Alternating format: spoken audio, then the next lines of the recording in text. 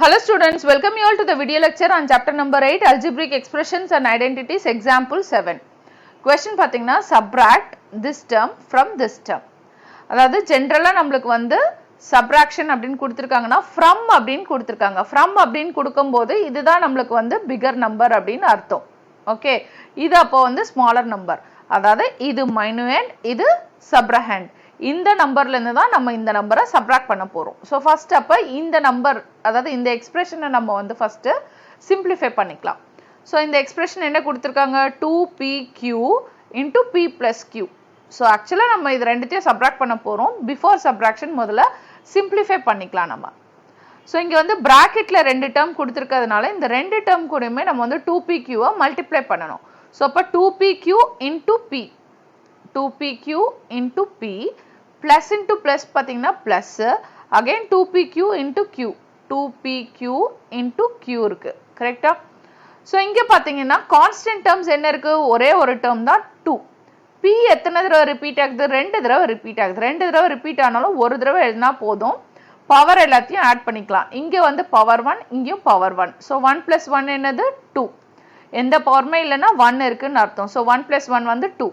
q வந்து ஒரு தடவை தான் ரிப்பீட் ஆயிருக்கு அந்த q அப்படியே எழுதிக்கலாம். நெக்ஸ்ட் இங்க கான்ஸ்டன்ட் வந்து 2 அது அப்படியே எழுதிக்கலாம். p ஒரு தடவை தான் ரிப்பீட் ஆயிருக்கு அது அப்படியே எழுதிக்கலாம். 2 வந்து q வந்து ஒரு தடவை எழுதிட்டு பவர் இங்க என்ன இருக்கு 1 1. சோ 1 plus 1 வந்து 2. சோ அப்ப இந்த எக்ஸ்பிரஷனோட சிம்பிளிஃபைடு ஃபார்ம் வந்து 2p square q plus 2pq square.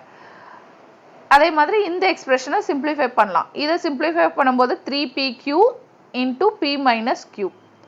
So இந்த டேர்மால இத மல்டிப்ளை பண்ணுவோம். அதாவது 3pq into p அப்புறம் plus into minus minus again 3pq into q.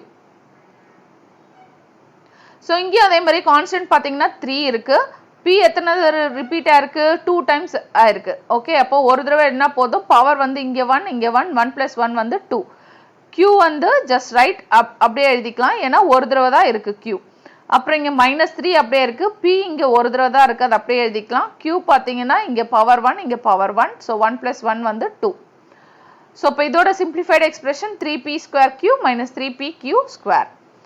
So இப்போ வந்து நம்மள சப்ட்ராக்ட் பண்ண சொல்லிருக்காங்க. சோ பிகர் நம்பர் எது இதுதான். அப்ப இந்த எக்ஸ்பிரஷன் தான் பிகர் எக்ஸ்பிரஷன். அத ஃபர்ஸ்ட் எழுதுங்க.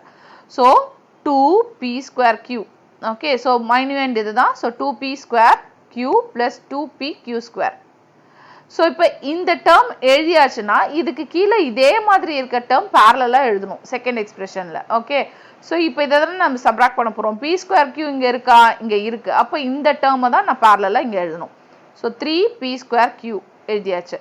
நெக்ஸ்ட் pq square இங்க இருக்கான்னு பாருங்க இருக்கு. அப்ப இதுக்கு parallel-ஆ தான் இத எழுதணும். அப்ப -3pq square. இப்போ இந்த ரெண்டு எக்ஸ்பிரஷனையும் நான் வந்து சப்ட்ராக்ட் பண்ணனும். சப்ட்ராக்ஷன் அப்படினா இங்க வந்து செகண்ட் எக்ஸ்பிரஷன்ல இருக்க சைனை வந்து ஒவ்வொரு டேர்ம்லயுமே நம்ம வந்து சேஞ்ச் பண்ணனும். சோ சேஞ்ச் பண்ணா மைனஸ் வந்து இப்போ என்ன ஆயிரும்னா பிளஸ் ஆயிரும். இங்க பாத்தீங்கன்னா ஆல்ரெடி இங்கயும் எந்த சைனுமே இல்ல. அப்ப இது பிளஸ் இது பிளஸ். இப்போ புதுசா மைனஸ் பண்றதுனால இந்த பிளஸ்ன்றது என்ன ஆயிரும் மைனஸ் ஆயிரும். சோ காமனா பாத்தீங்கன்னா இந்த டேர்ம்ல என்ன இருக்கு pq ஸ்கொயர் இருக்கு. சோ அதுதான் வேரியபிள். அந்த வேரியபிளை அப்படியே எழுதிக்கலாம்.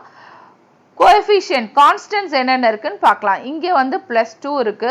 இங்க ஆல்ரெடி -3 இருந்தது. இப்போ என்ன ஆயிடுச்சு +3 ஆயிடுச்சு. சோ அப்ப 2 + 3 என்ன 5. ரெண்டுத்துக்கும் காமனா சைன் என்ன பிளஸ். அப்ப இங்க +5 அப்படின்னு எழுதணும்.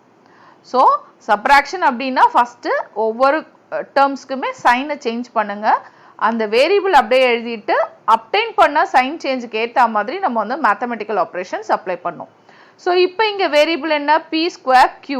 ஓகே, சோ இப்போ ஆல்ரெடி இங்க ஃபர்ஸ்ட் எக்ஸ்பிரஷன் எந்த சேஞ்சுமே இல்ல +2 +3 என்ன ஆயிருச்சு -3 ஆயிருச்சு. ஓகே, சோ -3 + 2 என்ன இது சப்ட்ராக்ட் பண்ணோம். சோ 3 - 2 என்ன 1. சோ பிகர் நம்பரோட சைன் பாத்தீங்கன்னா மைனஸ். சோ இப்போ இங்க வந்து -1. Okay, -1 p square q. So -1ன்றது 1ன்னு எழுதணும்னு அவசியம் இல்ல. So just நான் வந்து மைனஸ் போட்டாலே போதும். So expression என்ன -p square q plus 5pq square. இதுதான் answer for the problem. Thank you. Thanks for watching.